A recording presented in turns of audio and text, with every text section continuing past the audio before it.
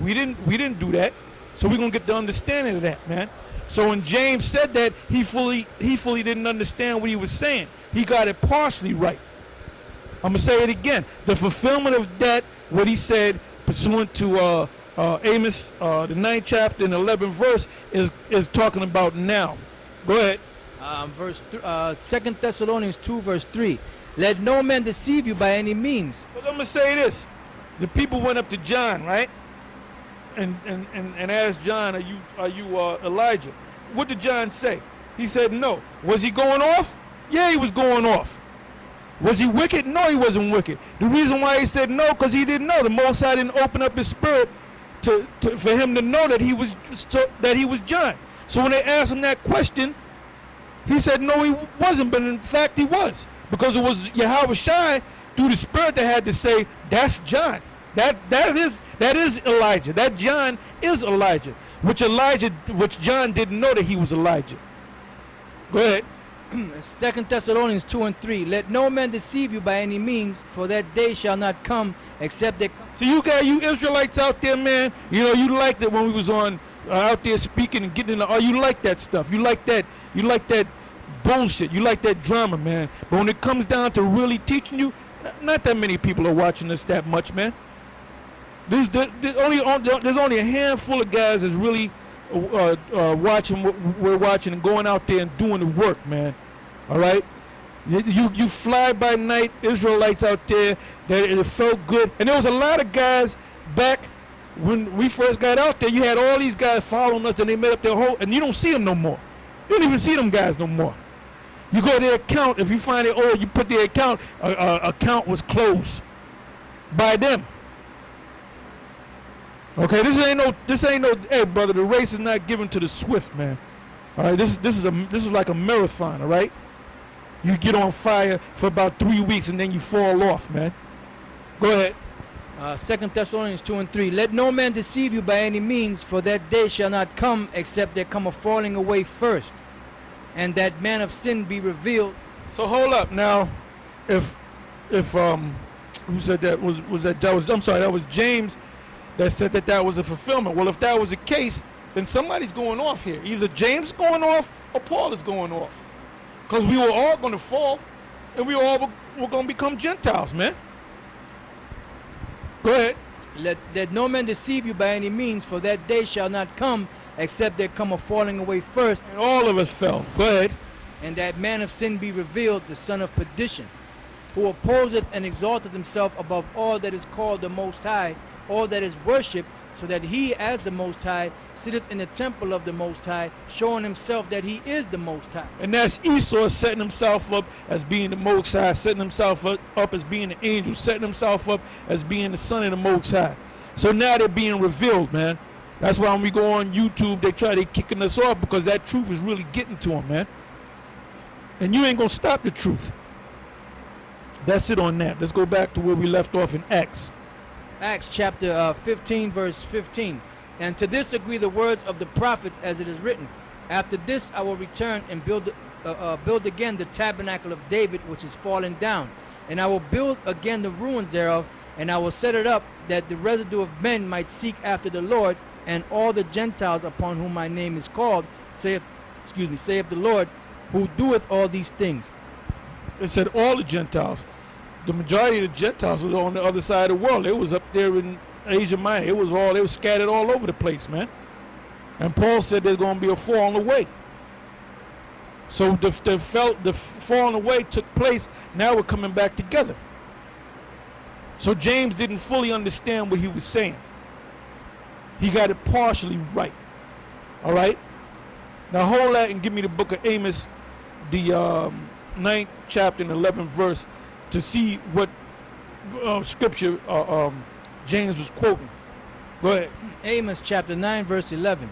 In that day will I raise up the tabernacle of David that is fallen, and close up the breaches thereof, and I will raise it up in his ruin, and I will raise up his ruins, and I will build it as in the days of old. In the days of old, when David was in power and the house of David was in power, the Israelites that were living during the time of King David, What was he doing? We were beating the shit out of them other nations. We were beating them down, man, and they were bowing down to us. We was on top of the nations. And then when Solomon came on the scene, there were 40 years of peace because his father David beat them other nations down, man. That's what that's talking about. So when is that going to be fulfilled? Really, right now and into the kingdom, man. Go ahead.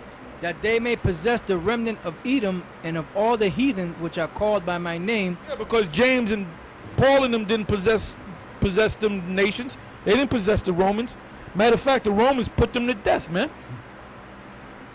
Put all of the disciples, top disciples and the apostles to death, except for one, which was John, and they banished him to, they imprisoned him on the Isle of Patmos, man, on the damn salt mine when he got them visions. And then there's no other record of John after that, man. He was almost 100 years old. And it said that John was going to come back and prophesy before many kings, nations, tongues. And there's no record of him ever coming off of the Isle of Patmos and prophesying again, man. Like I said, you fly by night, bootleg Israelites, Yahweh Ba'ashem, Yahweh Shai is going to start judging you as of right now, man. As of right now. You see all these entertainers dropping dead, dropping like flies? You false prophets out there, you false Israelites out there, you're going to start dropping like flies, man. Go ahead. It says, which are called by my name, saith the Lord. And all you lukewarm guys that I know personally, Yahweh Ba'ashem Yahweh Shai is going to start killing you, man, and putting you in the hospital, and taking your motherfucking legs, and taking your fucking heads, and taking you down. You bullshit with women, you bullshit with your jobs, you're half-assed, you're lukewarm, all right? You guys that are not on fire, man, the Most High is not dealing with you, and he's going to start, the scripture says, start at the house of Israel, man. He's going to start taking you guys out. Go ahead. Behold, the days come, saith the Lord, that the plowman shall overtake the reaper, and the treader of grapes him that soweth seed, and the mountains shall drop sweet wine, and all the hills shall melt. Yeah, that's talking about now and into the kingdom.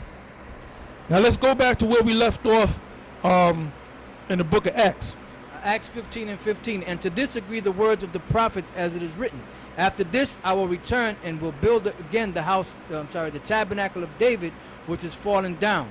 And I will build again the ruins thereof, and I will set it up, that the residue of men might seek after the Lord, and all the Gentiles upon whom my name is called, saith the Lord, who doeth all these things. Known unto the Most High are all his works from the beginning of the world.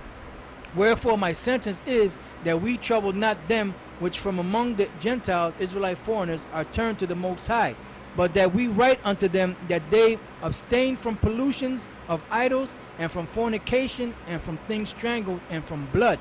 For Moses of old time hath in every city them that preach him, being read in the synagogues every Sabbath day. Then pleased it the apostles and elders with the whole church to send chosen men to their own company to Antioch with Paul and Barnabas, namely Judas surnamed Barsabas, and Silas, chief men among the brethren. And they wrote letters by them after this manner. The apostles and elders and brethren send greetings unto the brethren which are of the Gentiles, Israelite foreigners, in Antioch and Syria and Cilicia. It says, for as much as we have heard that certain which went out from us have troubled you with words, subverting your souls, saying, we know them guys. We speaking about them guys. Guys like Lahab, guys like Nate Satan, guys like Comfy, guys like Bubble-Eyed Blackfish, and the rest of them guys. Read that part again. For as much as we have heard that certain which went out from us have troubled you with words, subverting your souls, saying, you must be circumcised and keep the law, to whom we gave no such commandment. It seemed good unto us, being assembled with one accord, to send chosen. Now you might say, oh, we got you. You guys keep saying to keep circumcise your sons and all that. You know what? There was trouble in them, but were they supposed to keep the law of circumcision? Yeah.